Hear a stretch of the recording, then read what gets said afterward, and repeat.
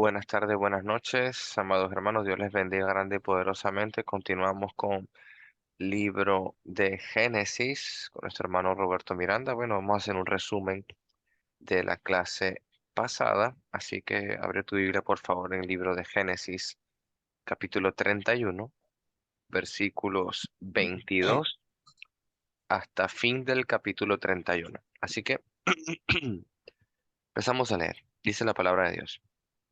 3 días después le avisaron a Labán que Jacob había huido. Sabemos que Jacob ya había tomado la decisión de irse, inclusive él había visto cómo los siervos de Labán ya miraban con mal ojo a Jacob por los rebaños y por todo lo que él hacía. Fíjate cómo dice el 31:1.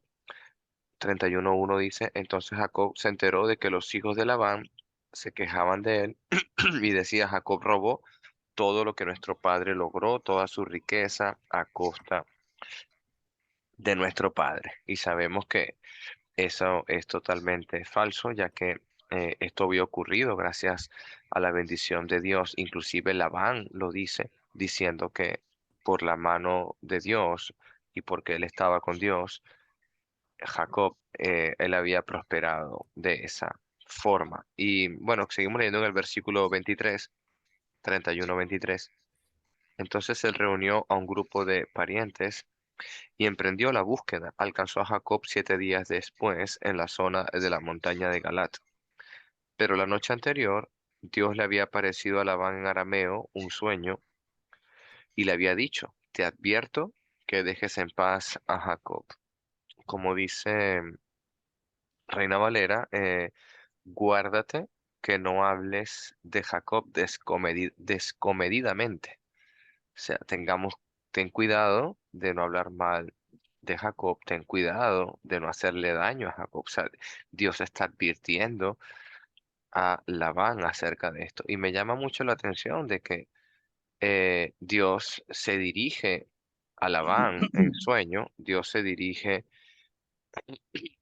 a Labán y es algo importante porque tomando en cuenta de quién es Labán y cómo es el corazón de Labán, igualmente Dios está dándole una oportunidad, porque Dios es capaz y todopoderoso de ejecutar cualquier acción contra Labán. Y le está dando la oportunidad de que él tome su decisión, de oír el consejo de Dios o no. Y eso es algo importante, que este mundo se parece mucho a Labán. Y si este mundo es realmente escuchar el consejo de Dios, cuando venga Jesús, cuando venga la segunda venida, quizás no va a actuar en perdición y segunda muerte, sino que les dará vida eterna. Entonces vemos una enseñanza importante de cómo, aunque el corazón de Labán no es recto, como este mundo tampoco, también Dios le da oportunidad a aquel que necesita. Verso 25. Labán alcanzó a Jacob, quien acampaba en la zona montañosa de Galá, y armó su campamento, no muy lejos del campamento de Jacob. Versículo 26. ¿Qué pretendes engañándome de esta manera? Preguntó Labán. ¿Cómo te atreves a llevarte a mis hijas como si fueran prisioneras de guerra? Me llama la atención porque eh, sus hijas, ellas dicen realmente de que ya no tienen heredad de su padre porque su propio padre había malgastado todo su dinero, no tiene heredad para ellas. Y aquí Labán está diciendo que le está eh, prohibiendo de esta manera darle a sus hijas lo que se merece. Y realmente es algo confuso de lo que está diciendo Labán aquí, porque realmente no es así. Entonces, ¿cómo te atreves a llevarte a mis hijas como si fueran prisioneras, si las ha tomado por esposa y ha trabajado por ellas 14 años, hermano? Estamos hablando que Jacob no está haciendo un secuestro, Jacob no está haciendo nada que no esté de parte de Dios. Versículo 27, ¿por qué hiciste esto en secreto? ¿Por qué me engañaste? ¿Y por qué no me dijiste que querías marcharte? Yo te había hecho una fiesta de despedida con cantos, música, al son de panderetas y arpas. Versículo 28. ¿Por qué no me dejaste besar a mis hijas y a mis nietos? y despedirme de ellos. Has actuado como un necio. Yo podría destruirte. Versículo 29. Fíjate cómo el consejo de Dios ha penetrado en Labán y Labán reconoce que Dios es capaz de hacer su obra si tú desobedeces a Dios. Yo podría destruirte, pero el Dios de tu padre se me apareció anoche y me advirtió, deja a Jacob en paz. Voy a leer el 29 en Reina Valera. Poder hay en mi mano para hacerlos mal, mas el Dios de tu padre que habló anoche diciendo, guárdate de que no hables a Jacob descomedidamente. Entonces, es importante ver cómo Labán no está dispuesto a cruzar esa línea o no está dispuesto a cruzar o a violar o a ignorar la palabra que le ha dicho Dios. Cosa diferente a este mundo, que lamentablemente el camino ancho y la puerta que lleva a la perdición es todo lo que el mundo está queriendo obtener. Es lamentable porque ignoran el consejo de Dios. Quizás cuando le queramos nosotros predicar tapan sus oídos, cuando queramos mostrarle a Cristo cierran su vista. Es lamentable, tienen la actitud, no la de Labán. Yo en este caso no voy a hablar de que Labán es una persona que no está escuchando la voz de Dios porque sí lo está haciendo. Y eso es algo bueno de parte de Labán. Versículo 30.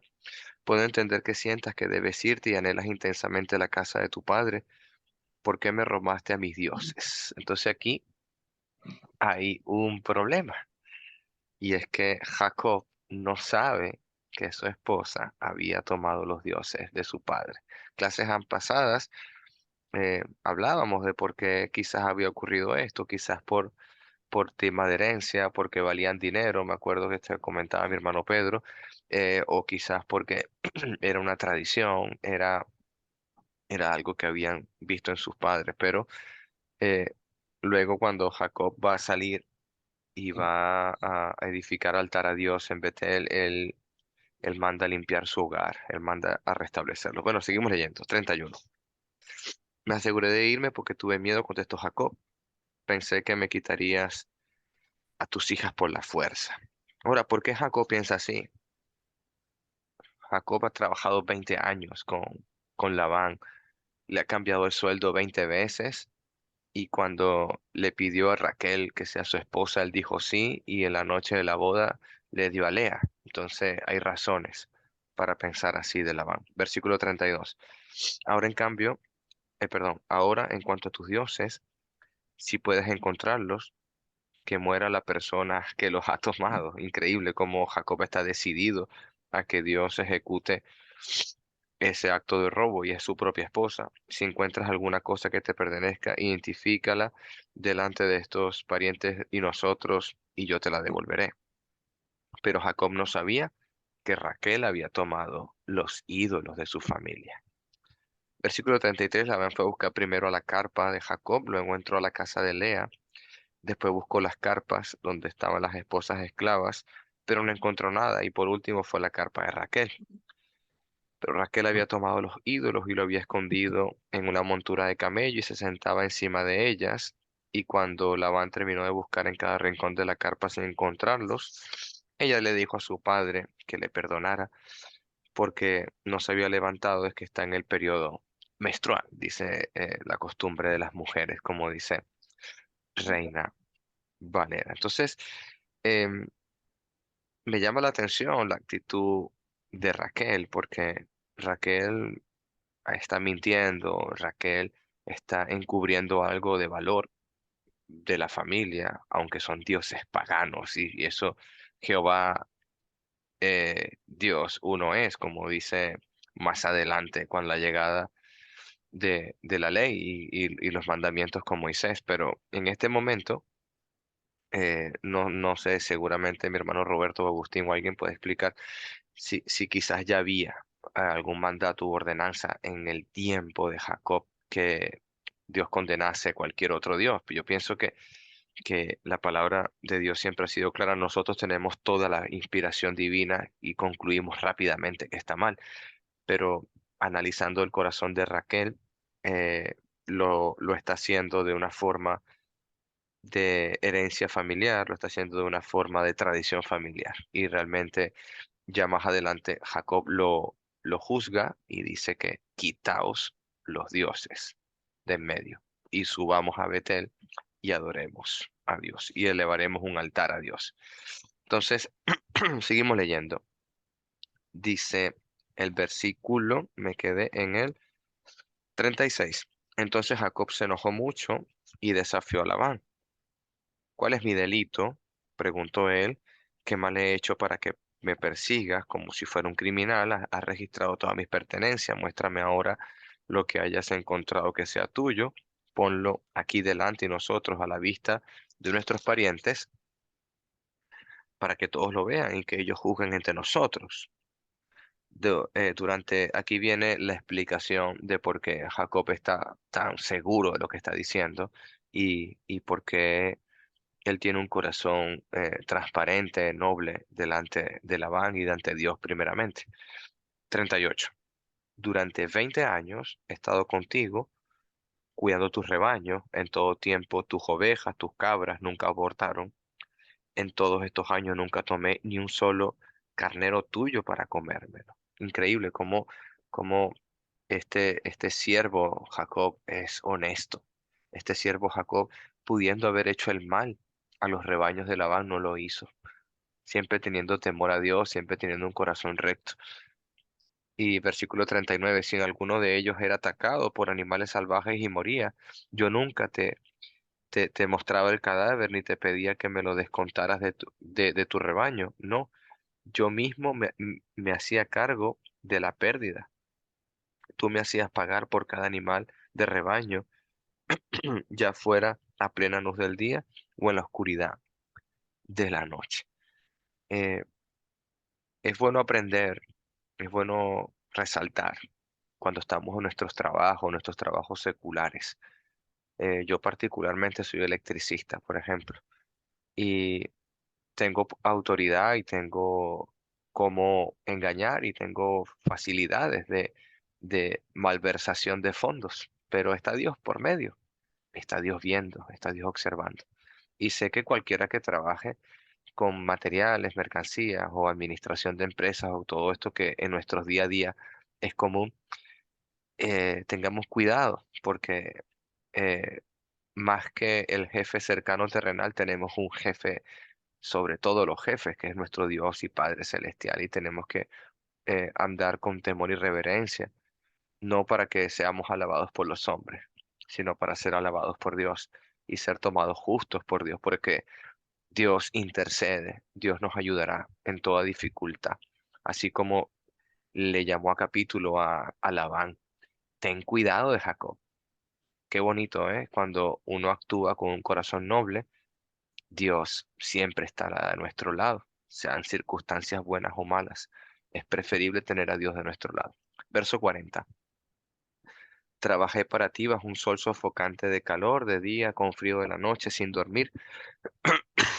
Así durante 20 años trabajé como un esclavo a tu casa. Trabajé 14 años para ganarme a tus 2 hijas y después 6 años más por tu rebaño. Y cambiaste mi salario 10 veces.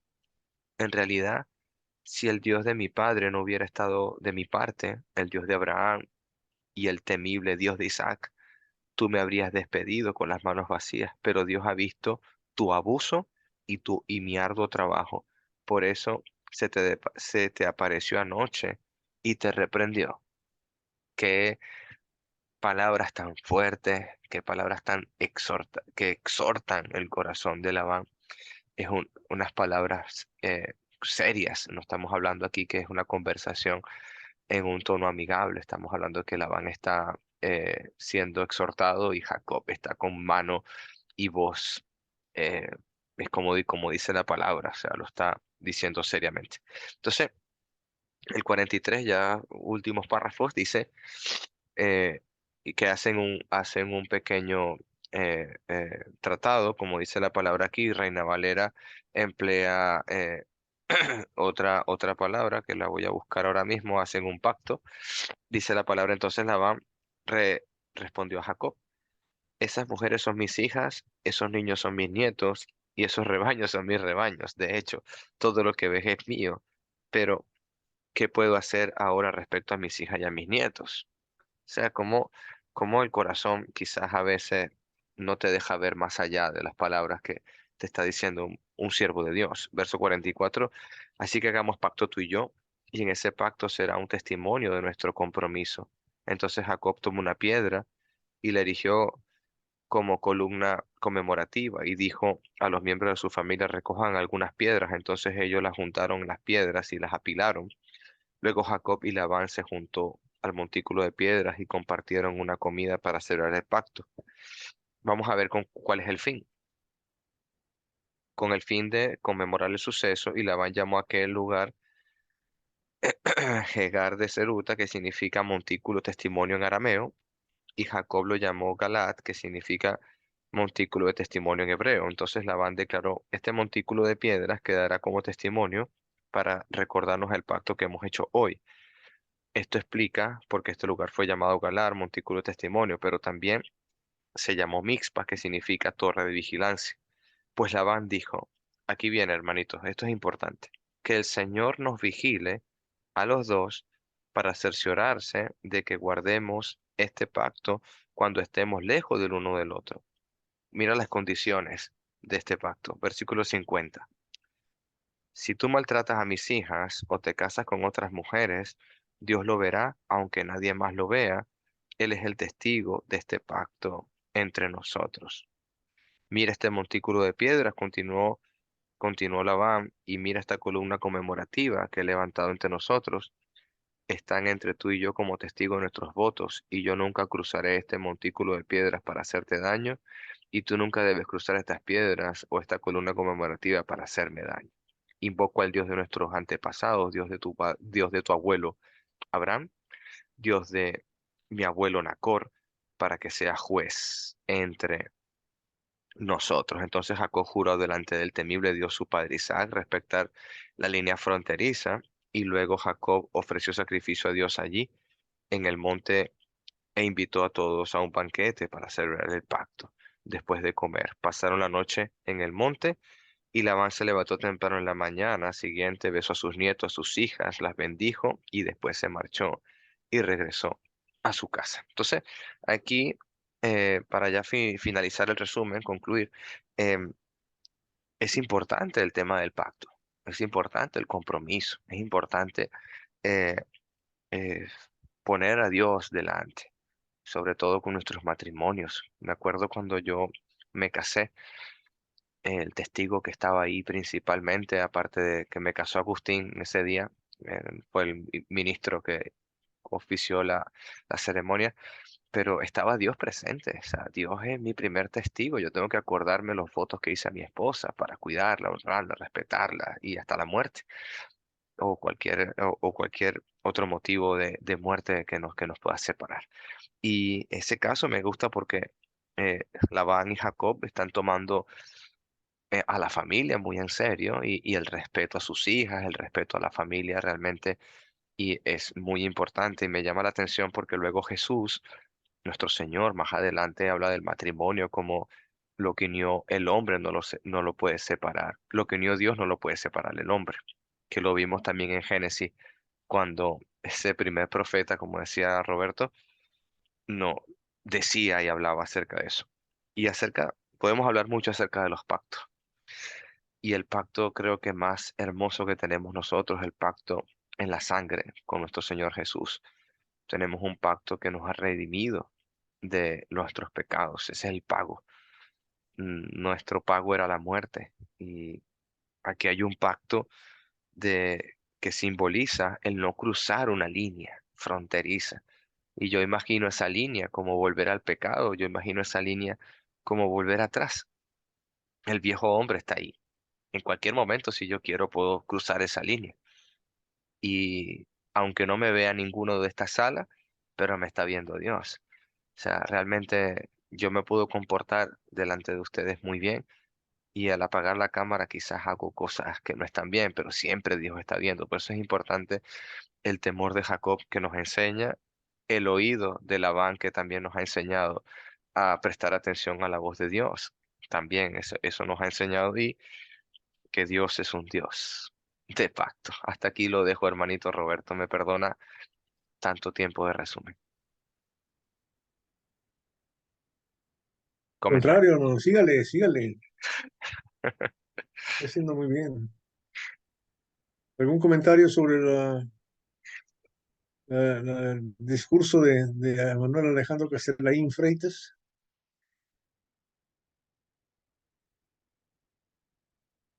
Don Iván. No, está claro lo que, como lo relató el hermano, lo explicó, está bien, está bien. Lo único que sí es bien importante rescatar la cuestión el compromiso que nosotros hicimos a nivel del pacto de nosotros con nuestro Señor Jesucristo, aparte del bautismo. Ahí realmente hicimos el compromiso y ellos lo hacían de una forma, en otras formas, ¿verdad? Más que todo desde el punto de vista terrenal.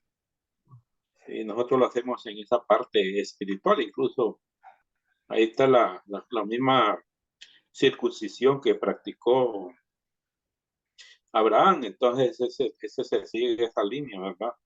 Con la única diferencia que nosotros lo hacemos de una forma espiritual, pero eso son ejemplos que tenemos allá, ¿verdad? Que el respeto que tenían pues, respecto a Dios, y eso es lo que nosotros debemos de aprender, ¿verdad? Y practicarlo, y porque el mismo Dios de aquellos es el Dios de nosotros, porque mucha gente me parece que en este tiempo ven a Dios con diferente, parece que tuviera otra personalidad, o sea, eh, que, como que hay menos respeto, eso es lo que quisiera decir. Bueno, Dios le bendiga, hermano. Gracias, Iván.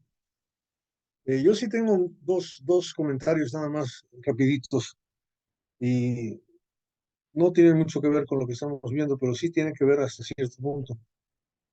Cuando Raquel esconde los ídolos para que no los encuentren, y van a ser, y en el capítulo 35 Jacob va a esconder los ídolos en un lugar exacto que él sabe dónde está, bajo el encino del Mamre, en tal lugar, ¿verdad? O sea, él va a saber exactamente. Los ídolos obviamente son lo que ofende a Dios le ofende, Dios es un Dios celoso, y entonces es igual que el pecado.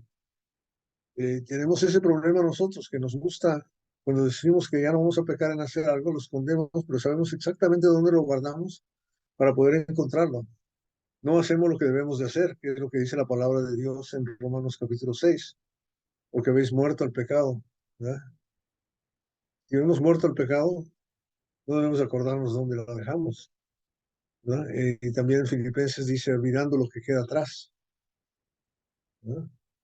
Y extendiéndome hacia lo que va adelante, prosigo hacia la meta del supremo llamamiento de Dios, ¿verdad? O sea, el asunto del pecado es tratar realmente de sacarlo de la mente, no tener acceso a él para volver exactamente como queremos pecar otra vez. El arrepentimiento es muy importante y aquí estamos viendo una forma física eso, ¿no? Que los ídolos los esconden para que no los vea la gente, pero ahí los tienen y le tienen valor. Y esa es la otra cosa, el pecado así es también. Le tenemos un cierto valor porque nos da placer, nos da gusto a veces practicarlo, ¿verdad? Entonces, no queremos deshacernos de él y si sabemos exactamente dónde está y qué es lo que podemos hacer para ir hacia ello. Ese es uno. Y el otro, lo que cuando Alejandro está hablando del pacto entre Labán y Jacob y comparándolo con el pacto de matrimonios, cuando me toca dar consejos de matrimonios a gentes que tienen problemas matrimoniales, me ha tocado hablar con mucha gente y tratar de ayudarles a resolver sus problemas. Casi, casi lo primero que hago yo con ellos es acuérdense de sus votos, ¿no? Acuérdense de sus votos, porque ya la gente cuando habla con unos, porque ya quieren separar, ya quieren terminar, ya quieren divorciarse, ya quieren separarse uno del otro, ¿no? Ya no se aguantan. Pero no se olviden de sus votos, porque ustedes necesitan de amar, de proteger en las buenas y en las malas, ¿verdad? Hasta que la muerte los separe. Son votos muy importantes que hace uno. Por eso es tan importante el pacto matrimonial, el contrato que se debe hacer. Solo eso quería yo añadir. ¿Tiene algún comentario más sobre eso?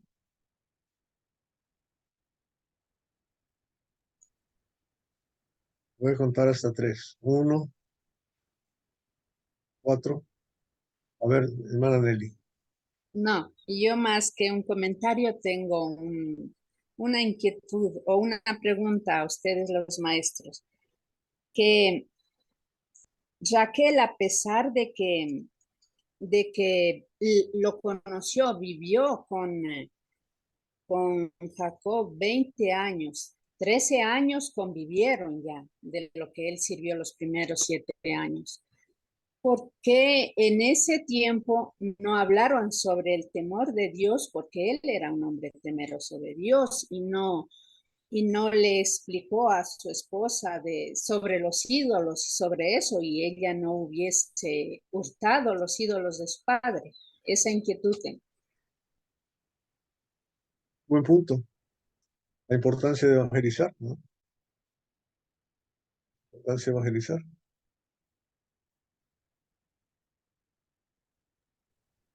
Es una buena pregunta. Alfonso Agustín, si quieres contestarle a Nelly su pregunta.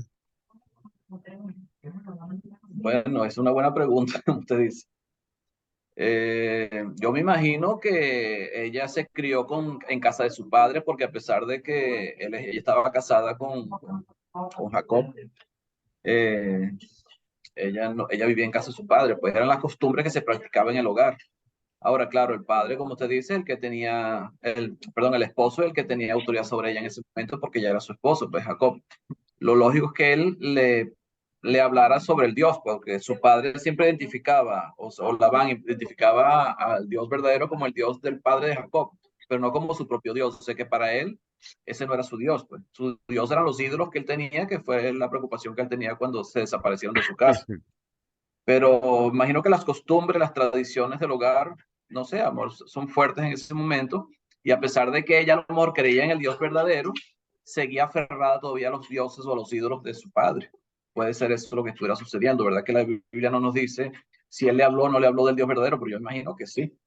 Yo me imagino que sí, pero las tradiciones son fuertes y a veces te siguen amarrando, como pasó en la iglesia primitiva, que en la iglesia primitiva muchos judíos se convirtieron al cristianismo, pero ¿qué siguen guardando ellos? La ley. El mismo apóstol Pablo seguía practicando la ley después que era cristiano. Entonces, a veces las tradiciones son fuertes, a veces las tradiciones nos llaman, nos envuelven. Y eso probablemente fue lo que estuviera pasando con ella, con Raquel en ese momento, pues, que estuviera eh, aferrada a esas tradiciones de su familia. Creo que es lo que yo considero. Hermano Iván, gracias, Agustín. Hermano Iván. Sí. Bueno, yo creo que bueno, nos da un poquito de luz sobre la situación. Y recuerde que Abraham, es abuelo de Jacob, como que él nos quiso decir algo sobre esas las costumbres que ellos tenían allá. Y lo hizo al criado mayor, lo hizo jurar por de la mano, hicieron un pacto, un compromiso serio, y le pidió que nunca fuera a llevar a su hijo allá. Entonces como que el ambiente se sabía, pues, se sabía no es así como tan que se ignore todo, porque sino que ya hay como indicio, porque allí, ¿qué nos quiso decir a nosotros Dios con esa palabra? Cuando se escribió, a veces pensamos, bueno, ¿para qué se quedó escrita esa palabra de ese pacto y ese compromiso que celebraron estas dos personas muy serias, ¿verdad? Con su criado mayor? Y no se lo dijo así como, se lo dijo y lo podemos observar que es en repetición. Entonces se sabía de que la situación en esos lugares Hay que recordar también que Jacob no es que decide él va por una situación del temor a su hermano, es para salvar su vida que está yendo allá. Entonces como que me parece que ahí tenían como bien prohibido, por parte esa de Abraham, imagino que Abraham hablaba con Dios y le dijo que esto no vaya a pasar y eso lo dijeron muy en serio. Entonces me parece a mí que sí se sabían ciertas cosas sobre eso, se sabían, ya tenían información. Lo que pasa que lo que se puede observar acá es que hay cosas del tradicionalismo que me parece a mí que y Satanás utiliza pues las artimañas de él para, por ejemplo, y esto podemos ver cuando nosotros tenemos incluso hermanos que han sido católicos y de repente, aunque entiendan el cristianismo, se explique, cuando después usted lo ve haciendo cuestiones, aunque pequeñas, pero incluso quieren introducir tradiciones de una forma pequeña de la que ellos han aprendido. Esa cuestión me parece a mí que es una cosa que se inserta tanto lo más profundo del ser humano que solamente Jesucristo lo puede sacar. Cuando nosotros, pero sí, eso sí, pienso yo, no es que no se ha hablado, yo siento que sí se hablaba, porque ya teníamos el antecedente de su abuelo y esas cuestiones me imagino que se repiten. Hay que recordar que ahí se repetían por tradición, pues, es llevar una secuencia de lo que no teníamos nada escrito, sino que era por hablando, pues. Y había eso, ya lo habían hablado. No pienso yo que no era que era totalmente ignorante, ella cometió el error como eh, pienso que hasta cierto tiempo avaricia, porque ella lo estaba viendo como una heredad. Ella sí sentía esa sensación de tener algo en su padre, entonces, que es algo normal, pues, en un ser humano. Señor le bendiga, hermano. Gracias, Iván. Alejandro. Sí, pensando un poco en ello, eh, lo veo interesante, ya que Labán, cuando hace el pacto, él jura ante el Dios, como dice el versículo 53. Es Labán que está invocando al Dios de sus antepasados, el Dios del abuelo Abraham, el Dios de mi abuelo Nacor. Entonces, específicamente allí eh, vemos que Labán está adorando al mismo Dios, pero a su vez tiene estos ídolos, ¿no? Entonces, es algo que acepta una cosa y otra. Pienso, me hizo acordar cuando le dijeron a Jesucristo que si era lícito repudiar a la mujer por cualquier causa.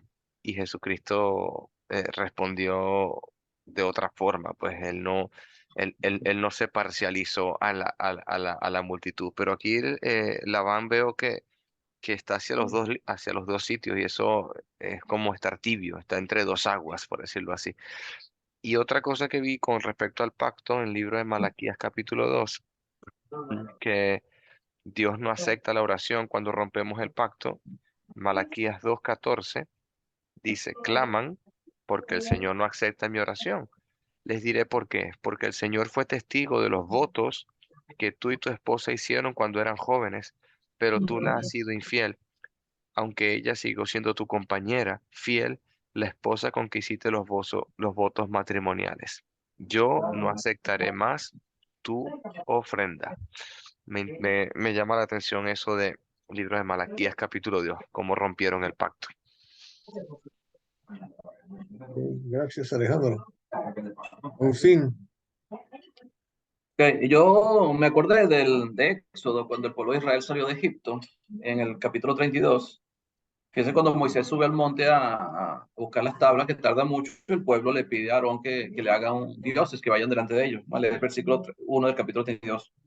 Viendo el pueblo que Moisés tardaba en descender del monte, se acercaron entonces a Aarón y le dijeron, levántate, haznos dioses que vayan delante de nosotros, porque a este Moisés, el varón que nos sacó de la tierra de Egipto, no sabemos qué le haya acontecido. Entonces, haznos dioses que vaya delante de nosotros. Y fíjense que Aarón pide los zarcillos de las orejas de todas las personas que estaban en el pueblo de Israel, Y dice que él funde todo eso y hace un becerro. El versículo 4 dice, y él los tomó de las manos de ellos y le dio forma con buril e hizo de ellos un becerro de fundición. Entonces dijeron, Israel, estos son tus dioses que te sacaron de la tierra de Egipto. Entonces ellos agarraron el becerro de oro y dijeron, estos son tus dioses que te sacaron de la tierra de Egipto. Pero ¿quién eran estos dioses? Fíjense el versículo 5. Y viendo esto, Aarón edificó un altar delante del becerro y pregonó a Aarón y dijo, mañana será fiesta para Jehová. O sea, aunque ellos hicieron un becerro de oro, la fiesta era para Jehová. Pero aparentemente ellos querían como una imagen del Dios. O sea, eso de seguir un Dios invisible, para ellos no era costumbre. O sea, ellos no estaban acostumbrados a seguir un Dios que no veían, que no podían verlo. Entonces, haznos dioses que vayan delante de nosotros, alguien que nos dirija. En este caso tenían a Moisés, que era el que iba delante de ellos. Moisés se desapareció, ahora haznos dioses. Alguien que nosotros podamos ver para ir detrás de él y que sea el que nos guíe. Pero fíjese que la fiesta fue para Jehová, a pesar de que era un becerro de oro que tenían enfrente. Ellos creían en Jehová, o sea, porque Jehová fue el que los sacó de la tierra de Egipto.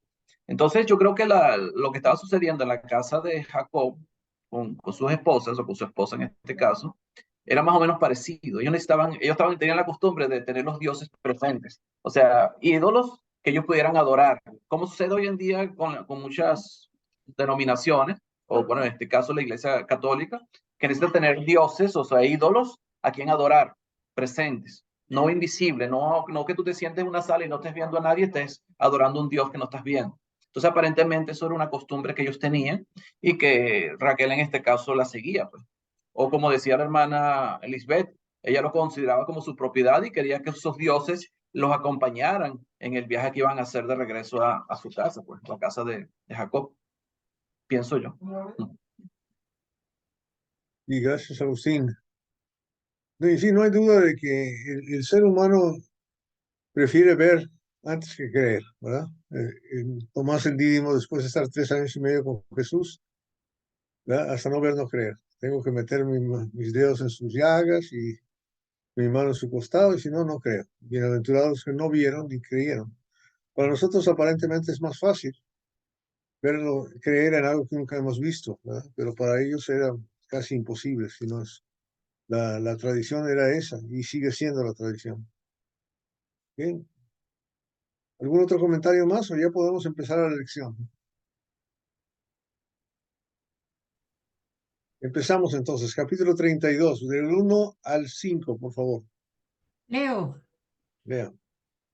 Jacob siguió su camino y le salieron al encuentro ángeles de Dios. Y dijo Jacob cuando los vio, campamento de Dios es este. Y llamó el nombre de aquel lugar Manaín. Y envió Jacob mensajeros delante de sí a Esaú, su hermano, a la tierra de Seir, campo de Edom. Y les mandó diciendo, así diréis a mi señor Esaú, así dice tu siervo Jacob, con Labán he morado y me he detenido hasta ahora.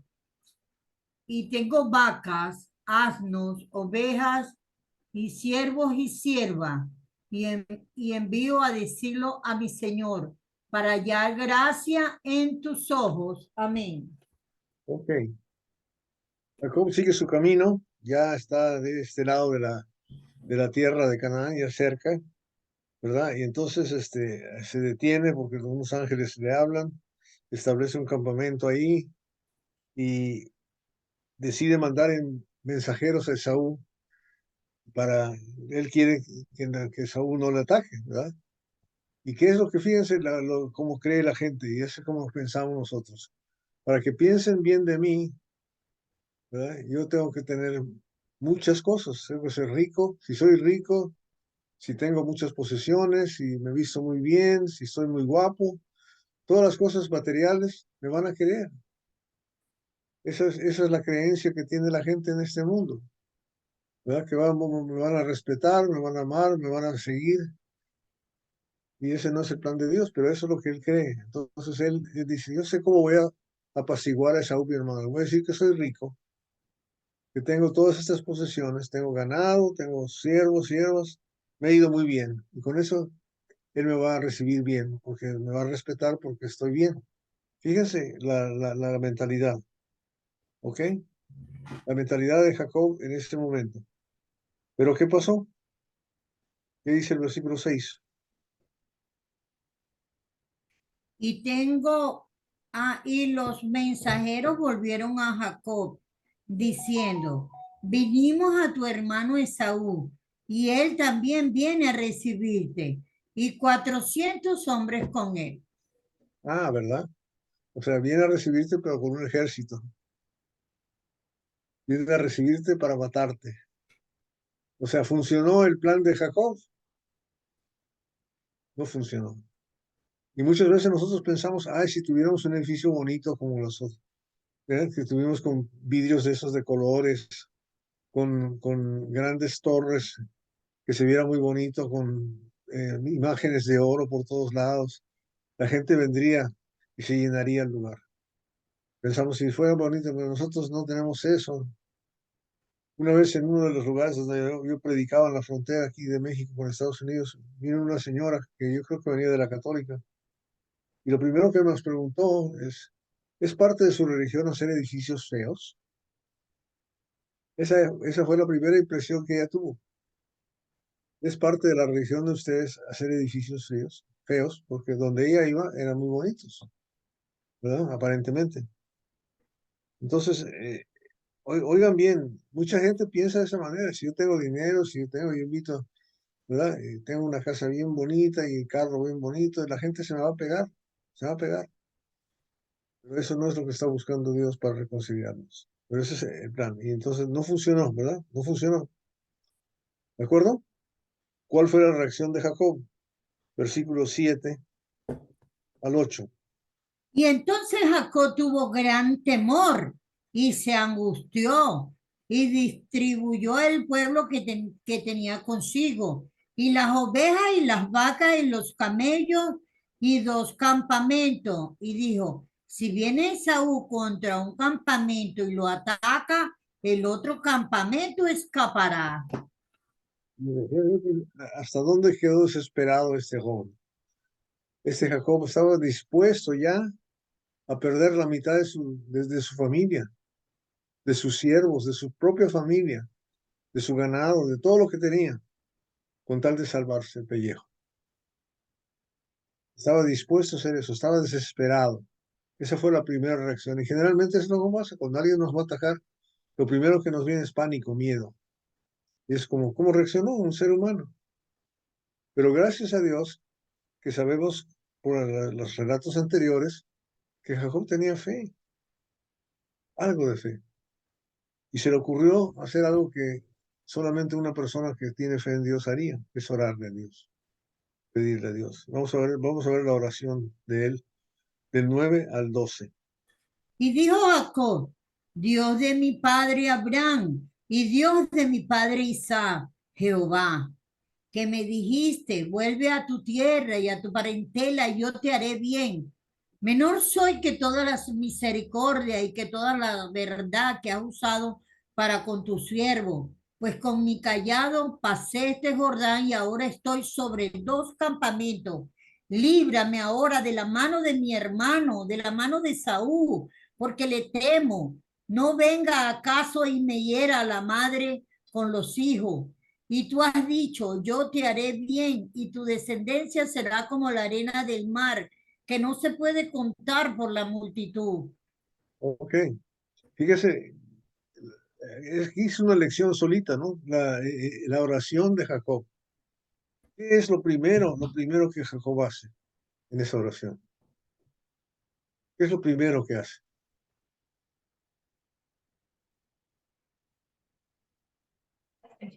Reconocer quién es Dios. Eso, reconocerle, ¿verdad? Con reverencia, con temor, con respeto, con apreciación, con alabanza a Jehová, a Dios. Jehová, oh Dios de mi padre Abraham y Dios de mi padre Isaac. O sea, es un Dios que es eterno. Él lo sabe, que me dijiste.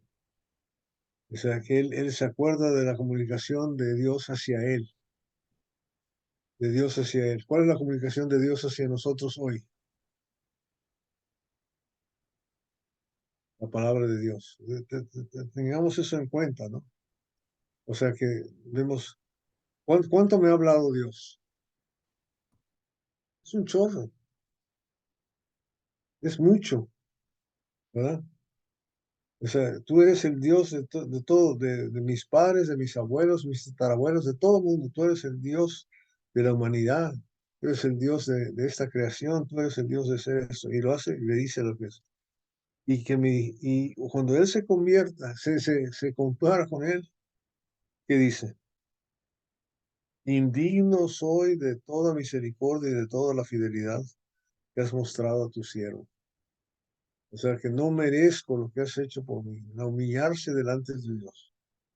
Lo primero que hace, para poder alabar a Dios hay que humillarse. No puede uno decir, Dios tan grande y poderoso, gracias por hacerme tan rico y tan inteligente y tan sabio y tan guapo. No, no es así. Yo soy indigno de recibir cualquier cosa que tú das. Yo no soy digno de la salvación, no soy digno del perdón de los pecados. Dios le encanta al quebrantado de corazón. A él sí escucha. Salmo 51, ¿verdad? Al quebrantado de corazón. Y eso es lo que estamos viendo, al humilde. Indigno soy de toda misericordia y toda la fidelidad que ha mostrado tu siervo. Porque solo con mi callado crucé el Jordán y todo lo que me has dado, reconociendo y dándole gracias a Dios por lo que le ha dado, por lo que tiene, ¿verdad? Y ahora líbrame de su petición. No es después de que le agradece y le reconoce y lo hace un Dios verdadero y el único Dios, entonces le dice, líbrame, te ruego. Entonces ya va la petición. Líbrame y te ruego, no, házmelo, yo te ordeno, no, te ruego, de abajo por arriba, siempre de abajo por arriba. No vale decir, nuestro Dios Padre Todopoderoso, danos esto, salva acá, sana acá, que no me duele acá. No, ese no es el plan. Bendice los alimentos, bendice a mis hijos, cuídanos. O sea, no es no es un sirviente Dios. Dios es Dios que nos quiere servir, pero necesitamos ponerlo a Él en su lugar y nosotros en el lugar donde merecemos. Y aquí está llegando eso. Líbrame, te ruego, de la mano de mi hermano, de la mano de Saúl, porque yo tengo miedo. Quiero que veamos dos cosas ahí muy importantes en la oración, cualidades de la oración. El detalle, ¿verdad? Que una oración no es generalizada, está particularizada. Es una petición específica. Las oraciones que podemos hacer con Dios son específicas. Orarle a Dios, hazme mejor cristiano, y ya. No me interesa cómo porque no tengo tiempo de aprender cómo. No, eso no es el asunto. Dios quiere que le hagamos peticiones específicas porque Él quiere demostrarnos que realmente nos puede contestar. Líbrame de la mano de Saúl. ¿Por qué? Porque le tengo miedo, así de sencillo. Y tengo miedo que venga y me mate a la madre de mis hijas. De mis hijos, ¿no? Eso es a la madre de mis hijos. Eso es lo que tengo miedo, específicamente. ¿Por qué? Porque tú me dijiste, vete a la tierra de tus padres, regresa para acá, ¿verdad? Y me has dicho que me has asegurado, te haré prosperar y tu descendencia será como la arena del mar, que no se pueda contar por su gran cantidad. Le recuerda a Dios que Él sabe cuáles son sus promesas. No se olvidó de las promesas de Dios. Dios te promete algo, es para que tú te acuerdes de la promesa, para que cuando se cumpla, le adores más, le quieras más, le ames más, le sirvas más. Entonces, es lo que le está diciendo, ¿verdad? Tú me dijiste, entonces yo me pongo en tus órdenes. No sé qué hacer, estoy desamparado. Ahora, cómo sabemos que Jacob tenía fe? Versículo 13, solamente el versículo 13, ¿qué dice? Leo. Y durmió allí aquella noche y tomó de lo que le vino a la mano un presente para su hermano Esaú. Vamos a parar ahí. Lo único que quiero es que la primera oración de ese verso es, durmió ahí aquella noche. Pregunta, si tú sabes que tu hermano viene con 400 hombres para matarte, matar a tu familia, ¿verdad? Descomponerte y terminarte la vida, ¿te irías a dormir tranquilo? Solamente si tienes fe y sabes que Dios te va a ayudar. Quiero que veamos la fe de Jacob. Yo ya no sabía cómo hacerlo y todavía va a cometer más errores, pero esa es la historia que tenemos que entender aquí, ¿verdad? La fe de Jacob era especial, por eso lo amaba a Dios, a pesar de sus mentiras, de sus falsedades, de sus formas tan subterráneas de trabajar, de la forma que se hacían las cosas. Jacob realmente, como dice Lisbeth, confiaba en Dios. No había duda. Porque si no, no se hubiera ido a dormir. Se fue y durmió, imagínate. Yo estoy seguro que ninguno de nosotros dormiría si supiéramos lo que viene.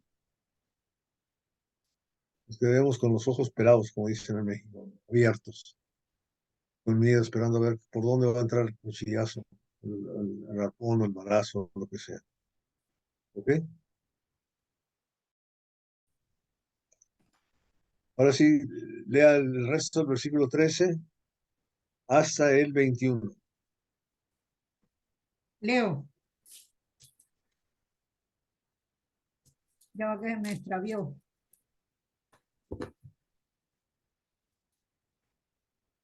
El 13 al 21. Ajá, voy.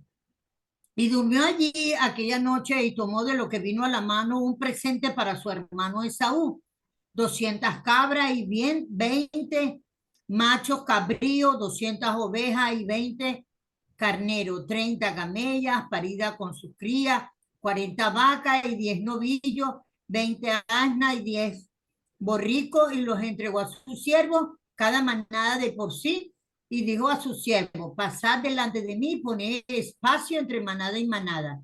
Y mandó el primero diciendo: si Esaú mi hermano te encontrare y te preguntare diciendo: ¿de quién eres? ¿Y dónde vas? ¿Y para quién es esto que llevas delante de ti? Entonces tú dirás: es un presente de tu siervo Jacob que envía a mi señor Esaú. Y he aquí también él viene tras nosotros.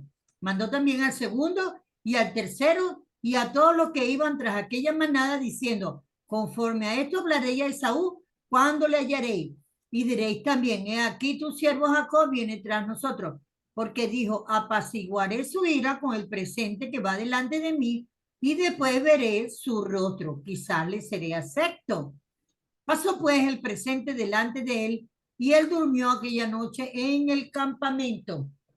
Ok, entonces ya se le prendió el foquito a nuestro amigo Jacob, ¿verdad?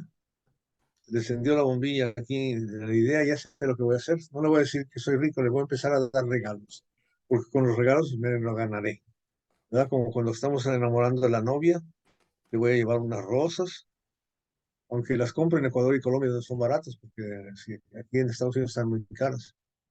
Pero le voy a llevar un regalo y otro regalito, y así me lo voy a ablandar el corazón, y así me lo voy a enamorar, ¿verdad? Y es lo que él está pensando, esa es la forma de hacerlo. Le voy a dar regalitos, le voy a mandar, y de a poquito, para ablandarle poquito, así, un martillito el corazón, ¿verdad? Está duro el corazón. Le voy a dar con un cincel y un martillo, poquito a poquito, se lo voy a ir ablandando, ¿verdad? Entonces es una idea muy bonita y pensamos a veces que esa es la forma de ganarnos a la gente, ¿verdad? Pero vamos a brincarnos y ver si eso funcionó, porque el capítulo 33, versículo 1, ya cuando le iba a venir, ¿verdad? ¿Qué dice el versículo 1? 33:1 solamente. Alzando Jacob sus ojos, miró, y aquí venía Esaú, y los 400 hombres con él. Entonces, ¿Verdad? Está ahí nomás. Está ahí ajá, nomás. ok. Y tuvo que dividir sus gentes. O sea, cuando llegó con Jacob después de pasarle todos estos regalitos, y no fue oye, esto vale muchos dólares lo que le está regalando, ¿verdad? Y uno detrás de otro, de poco a poquito, para que se le vaya dando cuenta, y uno diría: con esto le hablando el corazón a Saúl. Pero cuando llega ya a verle a Saúl, ¿cómo venía Saúl? ¿Listo para abrazarlo? No, señor, venía con sus 400 hombres. venía con la misión. No, no le ablandó el corazón. No le ablandó el corazón. Quiero que entendamos eso. Pero acuérdate que él le pidió a Dios. ¿Ah? ¿Se acuerdan que le pidió a Dios? ¿Qué es lo que le pidió a Dios? Versículo 11.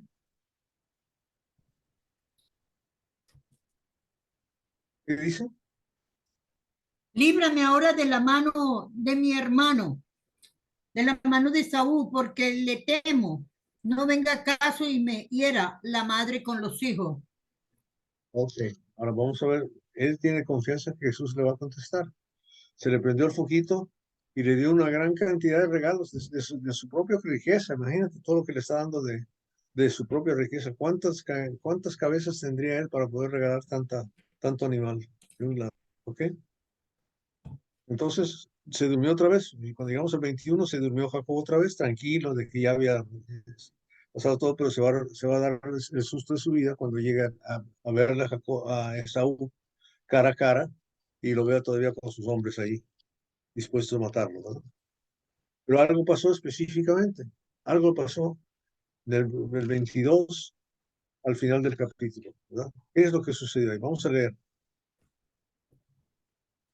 Capítulo Leo. 32, versículo 22 al final del capítulo. Y se levantó aquella noche y tomó sus 2 mujeres y sus 2 siervas y sus 11 hijos y pasó el vaso de Jacob. Los tomó pues e hizo pasar el arroyo a ellos y a todo lo que tenían. Así se quedó Jacob solo y luchó con él un varón hasta que rayaba el alba. Y cuando el varón vio que no podía con él, tocó en el sitio del encaje de su muslo y se descoyuntó el muslo de Jacob mientras con él luchaba. Y dijo, déjame, no, porque raya el alba. Y Jacob le respondió, no te dejaré si no me bendices. Y el varón le dijo, ¿cuál es tu nombre? Y él respondió, Jacob. Y el varón le dijo, no se dirá más tu nombre Jacob, sino Israel, porque has luchado con Dios y con los hombres y has vencido. Entonces Jacob le preguntó y dijo, declárame ahora tu nombre. Y el varón respondió, ¿por qué me preguntas por mi nombre? Y lo bendijo allí. Y llamó Jacob el nombre de aquel lugar Peniel, porque dijo, vi a Dios cara a cara y fue librada mi alma. Y cuando había pasado Peniel, le salió el sol y cojeaba de su cadera. Por eso no comen los hijos de Israel hasta hoy día el tendón hasta el tendón que se contrajo, el cual está en el encaje del muslo, porque tocó a Jacob este sitio de su muslo en el tendón que se contrajo.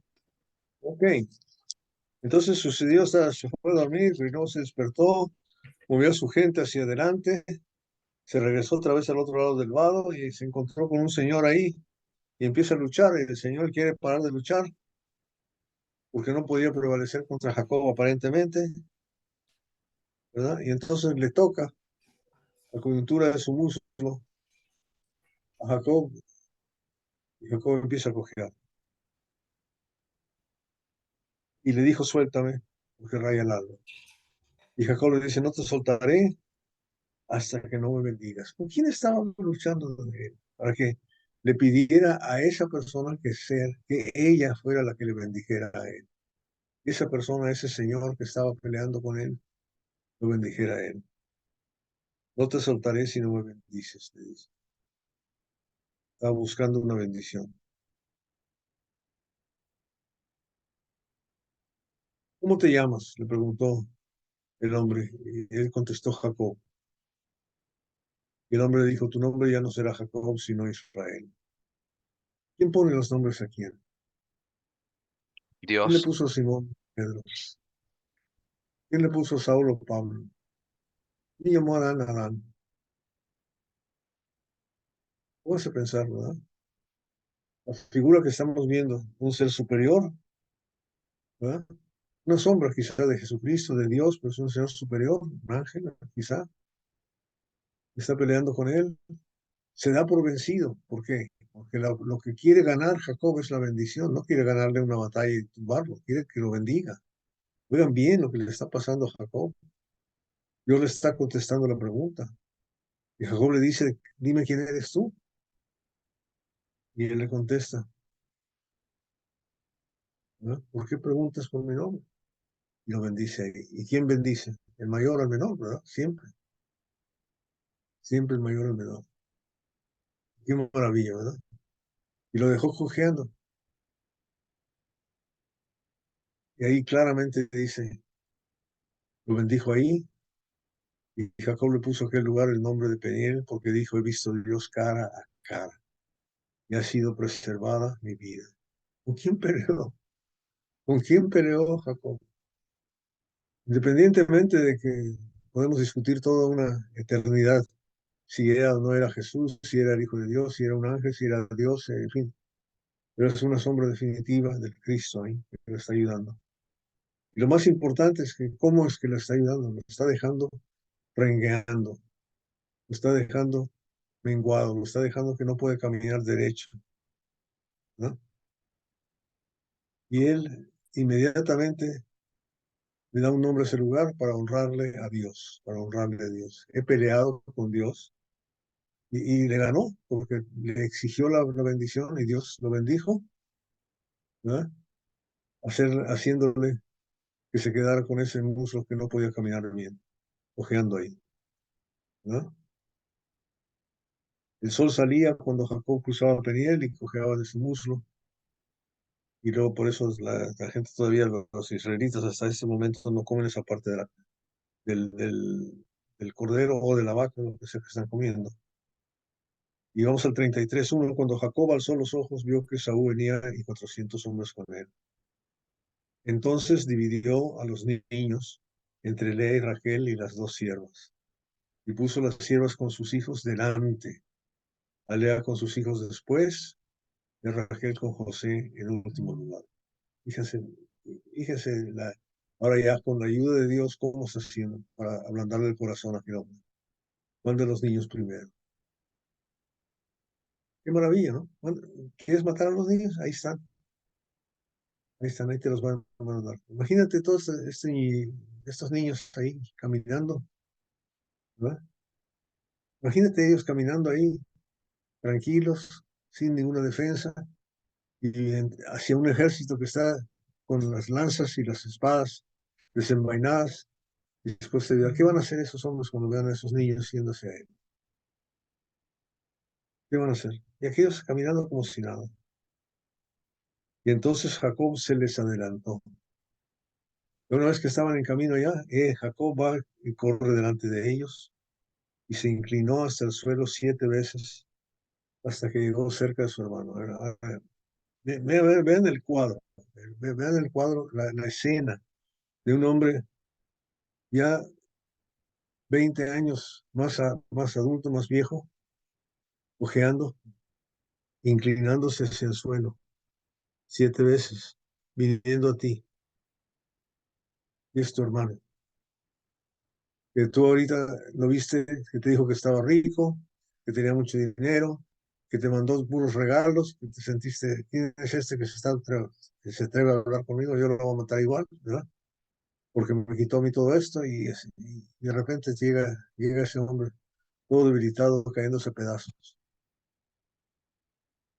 ¿Cuál fue la reacción de Esaú?